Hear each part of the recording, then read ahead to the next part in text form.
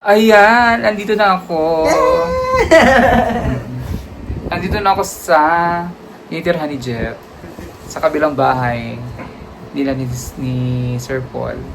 So, actually kanina pa ako dumating. Kaya lang sila ni Jeff ay pumunta ng Divisoria kasama si Tito Hearn, si Nanay Nida, at ang dalawang Maria, si Mylene tsaka si Russell. Ano ginawa niyo dun, Jeff? Doon sa Divisoria, Hmm. bumili ng relo. Bang, bago na May patingin. bagong relo na ako. May bagong eyeglass na ako. Tingnan mo. Tingin, ang dami din. Tingin.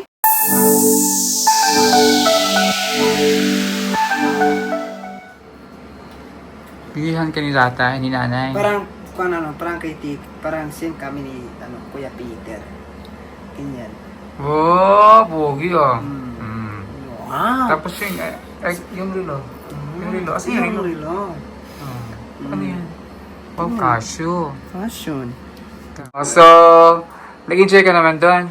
First time mong sumakay ng tren. Oh, pagka yung first.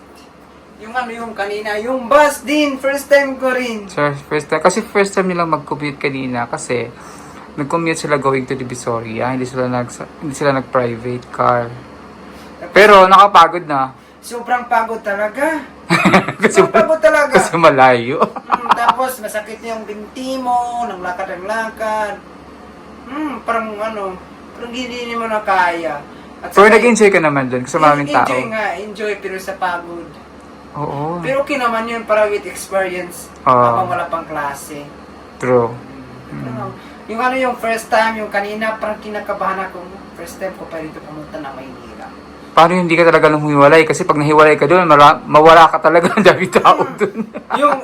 yung pagsakay ng train, dapat pag pumapasok mo doon, dapat bilis. Paglabas mo, dapat bilis. Baka Baka maiwang ka. Kasama mo. Tsaka baka masarahan ka ng pinto. Ganyan yung naisip ko. Dapat dito kapag dito tayo sa Manila, hindi tayo abang-abangan. Dapat matalay rin tayo. Tapos yung mindset Advance ka mag-isip. Opo. Kapag yung kanina, yung dapat pumasok tayo sa trend, yung ID. Tumitingin ako, bakit may ID? Bakit may binagay tayo sa akin ID? Hindi yung ID, ticket, ano yun? Susi, key. Susi. Key card. Key card. Tingin ko parang Paano gamitin? Anong unang nakita mo? Ginanon? Opo, ginanon ko yun guys. Yung iba, parang ginanon din. Parang kapag dito, ginanon din. Tapos yung parang observa mo kung anong ginawa ng isang tao para malaman mo rin. Hindi lang basta pasok ka ng pasok dito. Kapag green na talaga yung Pagka-green. Pagka-green na, pwede ka na makapasok doon. Kasi titawag yun yung green, tapos yan pasok. po. Kasi yung isip ko lang, baka hindi ako makapasok dito. Tapos yung panghuli, ang gagawin, Yung panghuli, panglabas mo, yung paglabas yung dapat, yung key card, dapat ibigay mo yung parang makain, parang itiin. ipasok. Pasok mo doon. Okay na, wala na. Parang sa wakas talaga.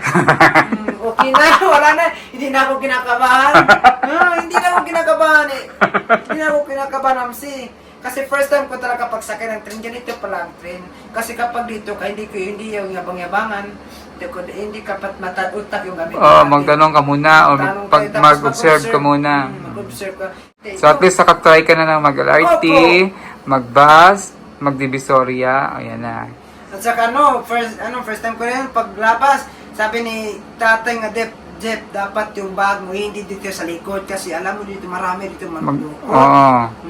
So, dapat dito sa front mo, para malaman mo. Pag nasa Divisoria ka, sa Quiapo, or kung saan man, kahit sa mga tren, dapat yung bag nasa harapan. Opo. Kasi para hindi madukot, iwas na lang sa mandurukot. Opo. Chinatown Chinatown! kayo. Akala ko doon sa salida, mayroon pang Chinatown. Mabuti na lamang kini Chinatown. At saka yung Makati, wala lang yung Makati. Ang mataas talaga yung mga buildings sa Makati. Kasi dumaan yung bus doon. Yung Lego, kapag ganun, hindi ko na makita yung sobrang taas talaga. Grabe, sobrang taas talaga. Sobrang saya ko talaga, Mamsi. Mayroon kami nga followers na punta sa doon, na kailangan sa amin. Siya lang. Oo. Shoutout mo siya. Shout out po kay Ma'am Rosemary, taga Abra po. Nakakita kami doon. Sabi niya nga, uy Jeff, kahit ako, nakamas nga ako, parang hindi ako nakilala rin ako kami mga Marias. Uy, Jeff, parang pinapanood ko po yung mga vlog niya. Salamat po ma'am. Ano po yung pangalan mo? Si Ma'am Rosemary. Marami din. Shoutout kay Ma'am Rosemary. Kasi marami tayong mga followers dyan, mga taga Divisoria din. Yung mga stall doon. Opo. Kasi nung pumunta ako doon, nakilala din ako. Yung mga iba doon, mga taga sabing, uy, pumbero ka, di ba? Ganun. So, malalaman nila. Kasi marami din tayong mga taga, lalo na yung mga taga Tondo. Tondo? Marami tayong mga, kasi malapit sa Tondo yan eh. Kasi kumakain kami kanina yung mga matang dito lang sa amin, tumitingin lang. Kasi alam nila, iba kilala nun, kanon eh. Pagpasok ko, ang linis ng bahay ni Jeff. O yan, bagong laba pa yung higaan ko, naka-ready sa akin. Para kay Magsia. Dito natulog din si Peter Paul noon, sa bed na to. So, pinalabhan daw nila, binalabhan mo rin, di ba? Sabi ni nanay, pinaglaba ka daw ni nanay eh. Sabi ni nanay. Oo. So, malinis, very good. At kailangan lang ito i-maintain, malinis lagi, no? Kasi, syempre, ikaw lang naman nakatira dito, kailangan malinis. Tapos bukas, since happy birthday, wala na yung birthday. birthday mo nung Lunes, Sunday. So, ang birthday ko na lang sa'yo bukas, manood tayo ng sine. Yay! Kasi hindi ka pa napanood ng sine, di ba? Opo. Manood tayo bukas sa Robinson ng sine. Sa Robinson? Yay! Gusto ko yun. Kapag tapos ng pagtrabaho, manood natin yung sine. Maglaba mo ako. Maglalaba ako. Wala akong gamit. Dami kong labahan. Ako rin, maglaba ako rin. Ayun yung dala kong gamit. Marami pa akong dala galing sa Cavite. So, ayan. Tutulog na kami. Kasi gabi na. Ilang oras na ba? Alas 9 pa lang naman. Maaga pa lang naman. So, ako mag-wash up muna ako kasi kanina pa ako dito ang init-init. Patagal nyo kasi. Doon ako nag-stay sa kabila. So, bukas, maaga tayo para may tuturo ako kay Jeff kung anong gagawin niya rin dito. Pero alam ko may mga alam naman siya, basic na yan. Pero bukas, suruan ko siya mag-commute papuntang, nakapag-commute ka man papuntang Robinson, hindi pa, no? Hindi pa po. So mag-commute tayo bukas papuntang Robinson. Kung punta tayo kung saan, tuturo ko sa iyo kung anong sasabihin sa tricycle, pag pauwi, gano'n. Ha? Opo, yun. Para at least malaman Yan talagang inabangan ko. Then, mamasyal kami sa Robinson bukas. Yay! So, good night and see you tomorrow. Good morning. Good morning, Kalakwacheras. Ayan. Nangangape kami. Nagkape kami ngayon ni Jeff. Ang aga niya nagising. Grabe. Alas 4 nagising ako kasi umihi ako. 4:30. Gising na siya. Tumayo rin sa bed niya, nagising na siya, tapos, narinig ko na, nagulis ka na. Nagulis na siya, nagdidig na siya ng halaman. Ako puyat ako kasi nga, natulog ako mga alas 11:30 na. Kasi nanood pa ako ng palabas, nanood pa ako ng Netflix. Ikaw naman, maaga ka naman natulog. Mga 10, tulog ka na eh. So, ako hindi talaga ako night person ako, hindi ako madagang natutulog. Kaya ayokong kulang yung tulog ko. Kaya binuo ko naman na talaga yun. Kailangan as much possible maubuo ko yung 8 oras na tulog. Kasi kailangan natin ng 8 hours na tulog. Kasi, Body clock mo na kasi yon. Pag sinasabing body clock, nasanay na yung katawan mo na ganong oras ka nagigising. Kasi dun nga sa anong lugar sa inyo? Mampukaw. Sa Mampukaw. Sa Mapula. Ano kasi gising mo dun, di ba? Alas 3 kasi maglalakad ka pa papuntang school. Opo, alas 3, 4. 4. Kaya nasanay na yung, parang si Daddy Paul mo. Pag si Daddy Paul, pag natulog yan, alas 5 talaga gising yan. Kahit gaano pa yan kapuyat. 5 o'clock gising na siya. Kasi nasanay na siya sa body clock niya alas 5. Ako, hindi ako sanay sa ganung oras. Kaya alam Daddy Paul. Kaya pag may aga kaming vlog, maagang kaming lakad. Sakripisyo ko talaga yung aga ng magising. Kaya syempre, mag-alarm talaga ako ng alas 4. Kahit puyat-puyatan ako, kaya natutulog naman ako sa biyahe, pwede naman. Kaya alam nila Daddy Paul yan, ganyan ako talaga. Ganyan ang tulog ko. Holy shit. Ayan. Ayan yung bahay ni Daddy Paul, oh. May mga ano ka pala dito. Nilagyan namin dito lang. Talong. Ay, ang okra. Saan yung papaya dito malaki? Ayun. Dito naman. Kung ano, masarap yung papaya, lalo na yung may manok. Oh, tinolang manok.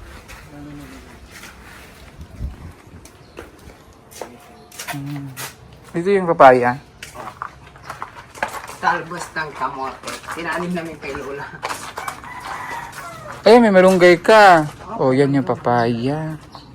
Ito yung talbos. Oh, maganda yan kasi kailangan ng gulay. Gugulay si inay. Oh, may bayabas dito. Oh.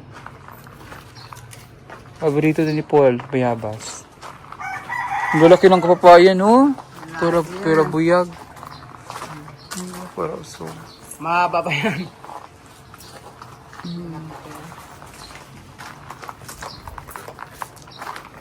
Pinalita namin yung binago namin pagtanim kay Lola. Yung. Paganda kasi may malunggay. Sarap yung malunggay. Pero ka ng malunggay, may kapayas, manok na lang ang kulang. Manok na lang ang kulang. Pero ang talbos ng kamote.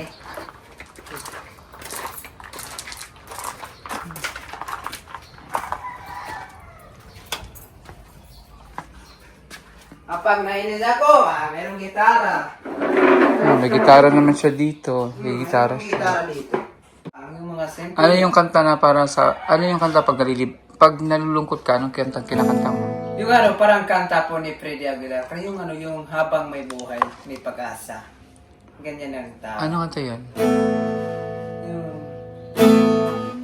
Yung habang may buhay, may pag-asa, makakamit. Yan. Kantahin mo nga, sige. Alam mo yung gitara?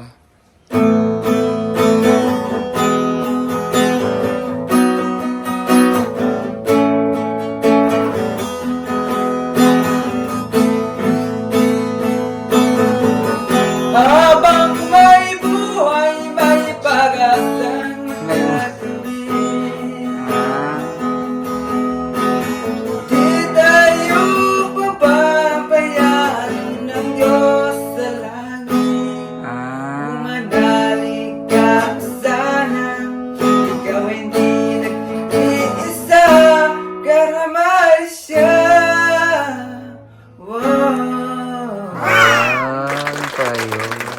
Ano ko lang narinig yun? Kay Freddy Aguilar pala yun? Opo.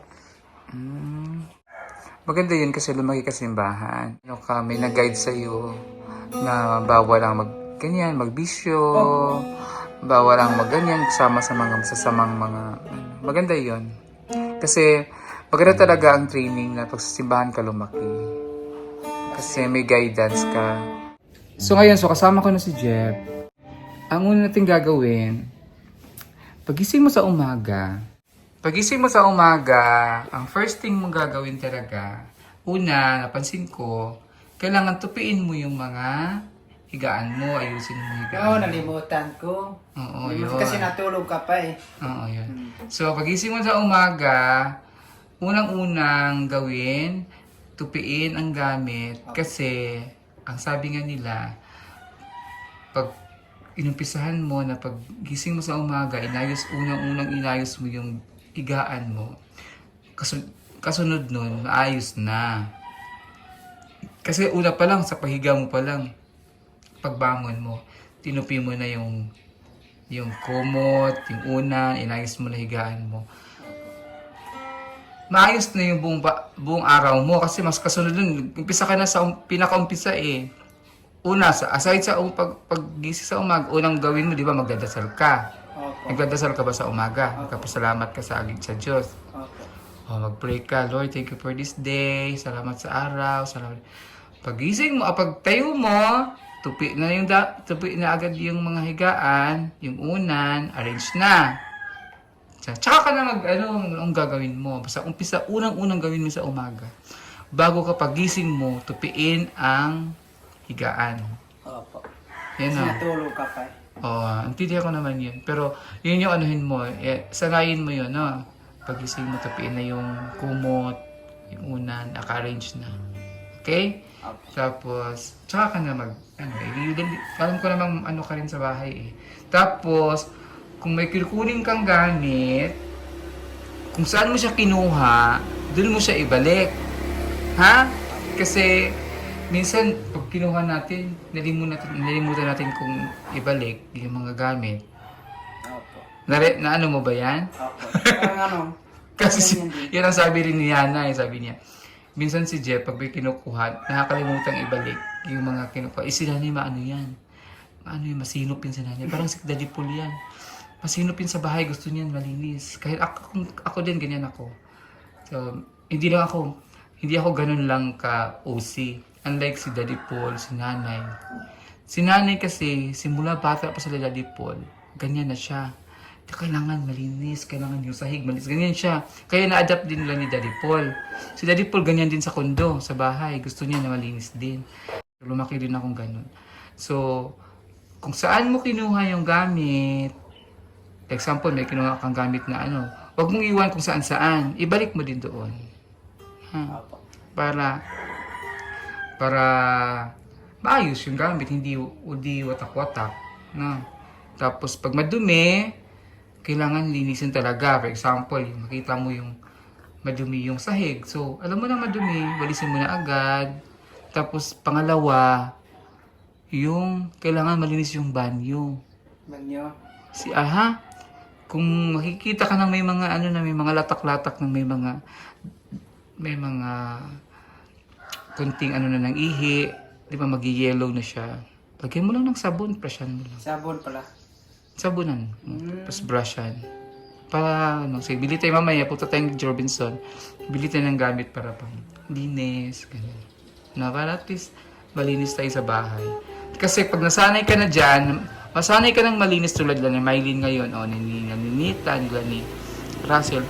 Sanay na sila sa malinis. Pag uwi nila sa bahay, ayaw na nila na madumi yung bahay nila. Sila na mismo na naglilinis na, madumi, linisin natin to. Kasi nasanay na sila. No? So, madadala mo rin yan pag lumaki ka, magkaroon ka na ng mga anak. Yun din ituturo mo sa pamilya mo. Kailangan malinis yung bahay natin. Di ba? Opo. So, kaya, wag kang kung may sinabi man ako. Kasi, yan, parang training din sa'yo yan. Na, parang si Mylene siya kasi Nita, ganun din ginawa ko sa kanila noon. Okay? So, kung may mapunaman ako, hayaan mo lang, ha? Kung mayroon ako napansin na, i-correct kita, kasi para masanay ka na gano'n. Opo. Ha? So, tulad ni Mylene at saka ni Nita noon, kasama ko talaga sila, 2 buwan yun sa bahay. So, pagising na sa umaga, magtupi na ng gano'n. Sanay sila ngayon, pagkagising na, tupi na yung gamit. Tapos, pag mag-map, kailangan paatras, hindi paharap. Marunong din ako mag-map. Paatras para yung hindi mo maapakan yung nililinis mo. Ganun. So, alam ko na malinis ka na sa bahay . Nakikita ko naman na malinis ka na sa bahay. Ang ituro ko na lang din sa iyo yung paano pag-commute, sumakay ng tricycle mamaya, pag-alis natin. Paano sasabihin sa tricycle? Alam mo na kung sasakay ka ng tricycle. Opo, nilang ako ni Daddy. Ano sasabihin niya pag pauwi? Example, taxi. Taxi, mama, para po. Ganyan. Example dun sa school ko. Example dun sa Robinson. Paano kung walang taxi? Kasi wala namang taxi. Tricycle. Tricycle. Mama, para, tricycle. Ganyan. Saan ka punta? Saan ka boy? Doon po ako sa Robinson. Hindi, Robinson. Yan, pagpa-uwi, Pagpa-uwi, ganyan din. Humanap ka ng ibang ano. anong sabihin mo sa... Subuhin saan ka? Sabihin, driver. Driver? Ano po, dito, pasita mo yung tawag dito. Mama, para po. Pasita po. Saan sa Pasita? Malaki yung Pasita. Pasita eh. Oo, di ba? Di mo alam. So, mamaya gawin natin yan, ha? Turuan kita. Tapos, anong sasabihin mo sa mamang driver? Apo. Para kung mawala ka man dito, huwag mong kalimutan yung address ng bahay. Importante. Pag ano sasabihin mo sa tricycle, sabihin mo, Mama, sa ano po, sa Santo Domingo. Sa Phase 3A, ganon. Phase 3A loob. Loob. Mm. Ano yung ano? Parang may... Kasi pag Phase 3A loob, dito na yan. Makita mo na yung ano, yung St. Uncle John dyan, yung 7-Eleven, yung tindahan dyan. Apo. Yung sa kanto. Oh, dito na yan. So, Phase 3 loob. kahit doon ka na bumaba, kung di mo na, maglakad ka na lang, malapit na. Huwag mong kalimutan yung address kung saan ka nakatira. Memorize mo dapat yun. Opo. Ha?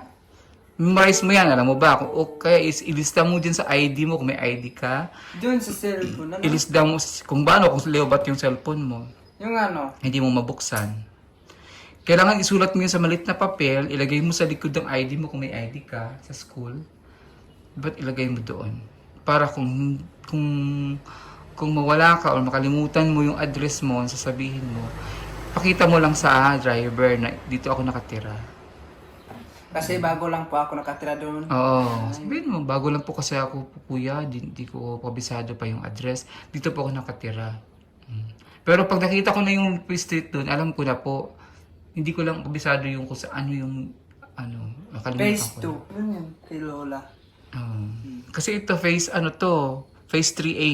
Dito. Phase 3A, loob. Phase 3 loob. Phase 3A. Phase 3A loob. Oo. Mas ka na. Phase Phase 3A loob. Tapos, anong street? Sabi mo, Santo Domingo Street. Santo Domingo Street. Yan na yan. Alam na ng driver yun. Pag sinabi mong Phase 3A, loob, yun na yun. Alam na ng tricycle driver. Santo Domingo po. Kailangan unang-una mong i-memorize kung saan ka nakatira. Opo. Okay? So, memorize mo na. Saan ka uwi? Sa Phase 3A, sa loob, Santo Domingo Street. Pasita. Yes. O, diba? Memorize mo na. Yan dapat memorize mo. Kasi pagpasok mo namin, alam mo naman kung saan bahay dito, diba? Tuturo mo na lang. Diyan kuya, sa may gate na yan. Oh. Yun lang. Diba? So, yan. Mamaya, magpunta tayo ng Robinson. Mamaya, ikaw yung pasabihin ko sa driver kung saan tayo pupunta. First time. Kasi kung pupunta ka ng Robinson, pwede naman sabihin sa driver, Kuya, Robinson. Oh, Robinson lang naman. Hatid ka talaga sa Robinson. Pag pauwi, paano na? Saan ako? Sasabihin ko sa driver. Ganun. So, kahit saan ka man mapunta ka dun sa, hindi lang Robinson, may ibang lugar. Sa school, pag pauwi, sakay ka ng tricycle. O, sabihin mo na sa tricycle. Pero kung wala kang hindi mo alam, kung example, nawala ka.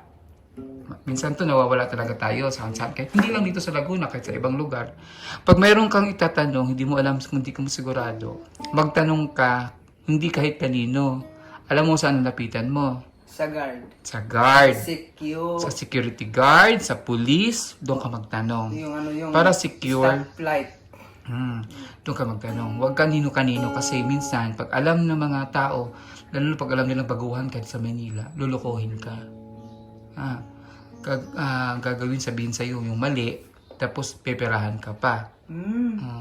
So, ang gagawin ngayon, pag mga ganyan, pag hindi ka sigurado, magtanong ka sa mga police, sa mga traffic enforcer, security guard, kasi sila talagang may alam.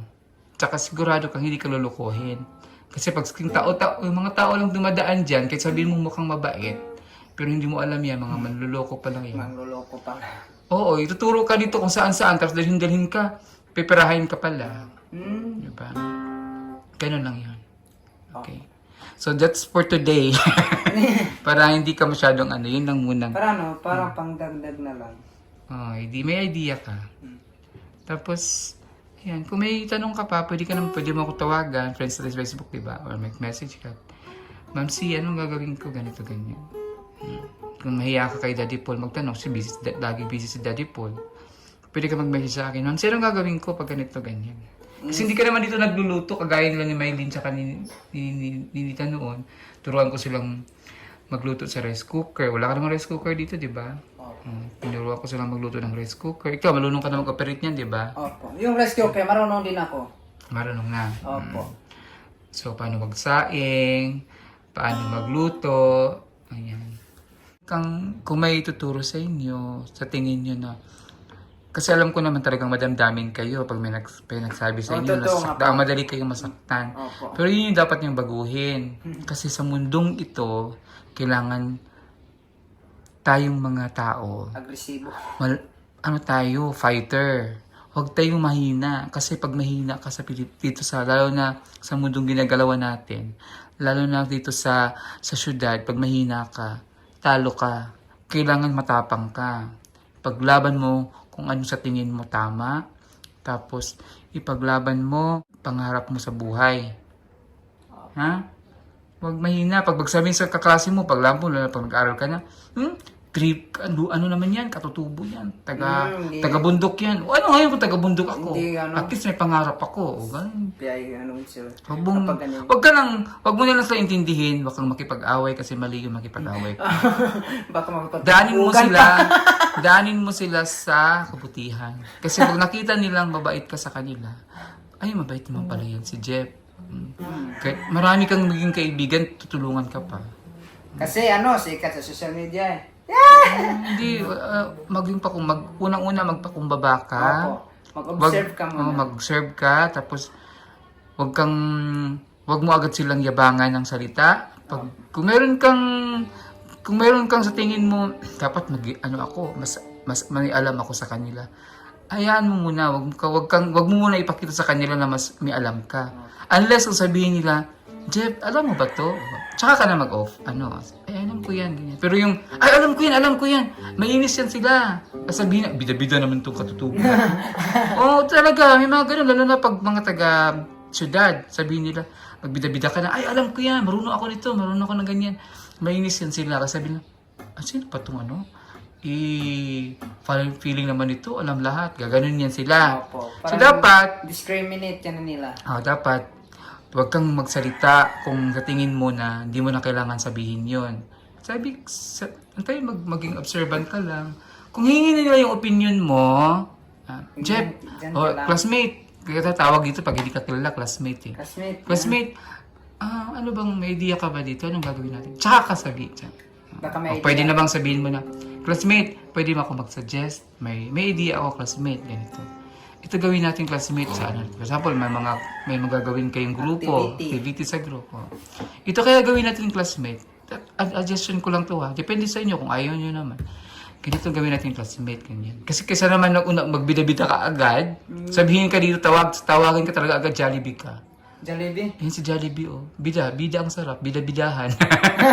Jollibee pala. Bida-bida. Tawag sa amin, term namin yan, mga Jollibee, mga bida-bida. So, kailangan, kung meron ganyan, unless kung ka-close mo na talaga sila, pero kung bago pa lang, maging observant ka muna. Huwag ka munang magsalita ng madaming baka maisip nila, dito ka naman. Tsaka isang una talagang maisip nila niyan, yabang naman ito. Yabang? Oo, dami ng mga... Pero kung kilala mo na sila, pwede ka na magkulit-kulit sa kanila. Pero pag bago pa lang sila sa makilala, wag ka munang makulit. Alam ko namang makulit ka. Personality mo yan. Maganda din yung magiging makulit in some other ways. Kasi, personality mo yan. Mas maganda yan pag ganyan. Madiskarte sa buhay, madali kang para ibigan. Ganun. Socialize. Oo, maganda rin yan. Pero, sa tamang sitwasyon. Kasi kung hindi mo pa sila kilala, nagbida-bida ka na, tingin nila sa'yo talaga mayabang. Opo. So pag ganyan, yan mo na silang magsalita. Kung classmate, pagka-classmate, kilala mo na. Hello, classmate. Huwag mo lang magchika-chika muna. Pasimple ka lang muna. Simpleng wala lang. Hanggang sa maging close na kayo, tsaka makita nila, ay, kailangan natin ng ang activity ngayon, lalo na, meron tayong group activity, may kakanta, ganyan, may gagawa tayong group activity, kakanta, sasayaw, ganyan. O, tsaka ka na, ipakita mo din yung pagkitang gilas ka na. Ay, sige, tatawin ka naman nila yan, anong kaya mong i-contribute, marunong ka bang kumanta, sumayaw, tsaka ka lang magbida-bida. Ay, hindi naman. Maya Ganun. tayo. Pero, yung umpisa pa lang, ay, kaya ko dito, kaya ko dito. Sabihin talaga na kasi mo, ang yabang naman ito, ang daming alam. Ang dami nila alam. Akala na siya na talaga. Hindi pala. Pakalma ka muna, pakalma ba? Parang simple lang. Tapos, pag minsan, may mga taong ayaw nila ng masyadong madaldal. So, pag hindi mo pa kakilala, hindi mo pa sila masyadong kilala, ano ka lang muna, control ka muna sa mga sasabihin mo. Kung hindi naman kailangan sabihin lahat, huwag mo na sabihin. Pag ano ka lang muna, Control na lang yung self. unless kung tayo dito, kagaya na close na tayo, kilala ka na ng mga tao dito. So, yan. Pero minsan pag may mga bisita, ganun din. May mga bagay, ito yung sabi ko sa iyo. In English, some things are better left unsaid. Ibig sabihin, may mga bagay na hindi lahat sabihin mo. May mga bagay na kailangan mo rin itago lang sa sarili mo. So, may mga bagay, like for example, mga importante, mga personal na bagay. Kung ano man yung opinion mo sa isang tao, di mo kailangan sabihin mo yun agad-agad sa kanya. Kayaan mo na lang, sarili mo na lang itago. Kasi minsan, pag sinabi mo yun, sa tingin niya, pagtanggap niya nun, masama. Masama pala. Oo. Akala niya na offend siya. Ano naman itong salitang batang to? Walang galang. Walang galang. Oo. So, maganda, may mga bagay na wag mo na lang sabihin kung may opinion ka. Unless kung hingin niya yung opinion mo. Unless kung sabihin niya, anong opinion mo sa akin? Anong tingin mo sa akin, Jeff? Anong impression mo sa akin nung una mo akong nakita? Kasi namang, ikaw, bida-bida ka agad sa libihin mo na agad kung anong gusto lahat. No? Wala ang kapal na mukha mo Ano ka minsan? Para malaki ng ulo mo. Kaya minsan hindi ka nila ma-gets. Sabihin nila na yun si Jeff masyadong madaldal, masyadong taklesa, kasi pag akala nila ganun ka. Pero maano yun, minsan dahan-dahan. Hindi naman sa binago ka namin kasi personality mo yun Ilan? Oo. Pero may mga bagay talaga na hindi lahat mong sasabihin. May mga, unless kung hingin na yung opinion mo, ha? Yung bago pa nga lang, ang ingay-ingay mo na, observe ka muna. Kung sa tingin mo, madaldal din yung kausap mo, tsaka ka na magdaldal ka rin. Chika ka lang tayo. Dalawa parang sekreto lang. Pero kung sa tingin mo tahimik siya, Tahimik. wag mo muna siyang sabayan. Unless kung maging close na kayo. Okay? Ganun naman yun. Opo. At least, tapos, may bisita, bago pa lang kilala, maging magalang. Huwag mo nang magbiro-biro. Actually, mabiro ka rin ako, mabiro din ako kung magbiroan nga tayo, pwede tayong magbalahuruan, magbiroan Pero yung mga bago pa rin, hindi mo pa kilala. Huwag ka muna magbiro. Ano lang muna, first flight lang, biro-biro. Pero yung, minsan kasi makalimutan na natin No, parang sobrahan na. Masobrahan na, no? Ganyan din Diba? sa eko. Parang sobrahan. Napansin mo ba rin yun? Opo. Napansin Yun mo. sa amin, napansin ko na yun. Pero kapag mo yung masakit na biruan, dapat kaya mong bawiin yung mga salita mo ng ganyan. Tapos, kausap mo principal or teacher. Tapos, yung teacher pala, siyempre kasi minsan ang teacher sabihin, wala namang galang to sa akin. Diba? So, dapat, kung magbiro ka, unless kung si teacher na unang nagbiro. Pag nagbiro si teacher, ganyan. Pwede mo lang sabayan si teacher. Pero yung bago pa lang kayong kakilala, magbiro-biro ka na, siyempre, baka sabihin, hindi naman Batang ito. Ang bastos naman ito. Parang walang galang, bastos. Diba? Yabang na. Ganun lang naman yun. Dapat studyhan mo. Mm. Observation, tapos una ka magsocialize with observation mo na. Observe ka muna. Bago ka socialization sa ibang tao. Tama. Alam ko matalino kang bata. Alam mo, maintindihan mo yun. Sinasabi. Alam ko matalino kang bata. Alam mo, madaling mo maano yun. Ang dami nating natutunan ngayon, di ba? Ngayon lang, parang naisip ko lang, mayroon pala akong kulang dito. Ganyan din. So, unang-unang natutunan mo ngayon, Recap tayo. Ano? Pagising. Hmm? Pagising sa umaga. Pagising sa umaga, yung kumot mo. Mm. At saka pagkatapos, magdilig. Magdilig, magkape.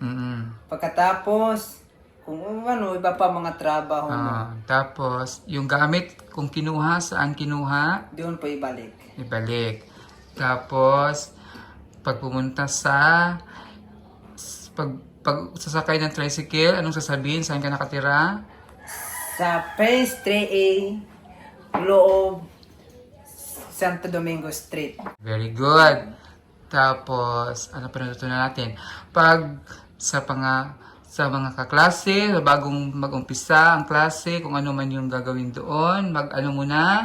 Mag-observation. Observe muna. Dapat mo na yung observation bago ka makisocialize sa ibang tao. Ah, Kasi hindi mo lang, makikistorya ka, tapos hindi pa manalaman yung ugali niya. Hindi ka pala niya gusto. Ganyan. Dapat ganun. observe mo. Observe ka muna. Tapos, may mga bagay na hindi dapat Dapat pagsalita lalo na yun. sabihin. Mga personal naman, huwag mo nang lahat sabihin muna. Unless kung close na kayo. Tapos, kung mawala ka sa Maynila, kanino ka magtanong? Sa Sikyo, sa guard, at saka doon po sa traffic, doon po sa Traffic mga... enforcer. Opo, ganyan. Ganon. Oh, very good. Dahil mo natutunan. Ang dami na. Ganun. Mama, para... ganun. Robinson po. Mamaya, punta tayong Robinson, manood tayo ng sine. Yes. Tapos, para makapanood ka ng sine, maganda ngayon Mission Impossible yun. Ay, maganda yun. Action yun. So, panood natin yun mamaya. Ha? Yan. Thank you. Maraming salamat. Salamat po for this watching, for this day, for this video namin kay Ma'am C. Thank you po.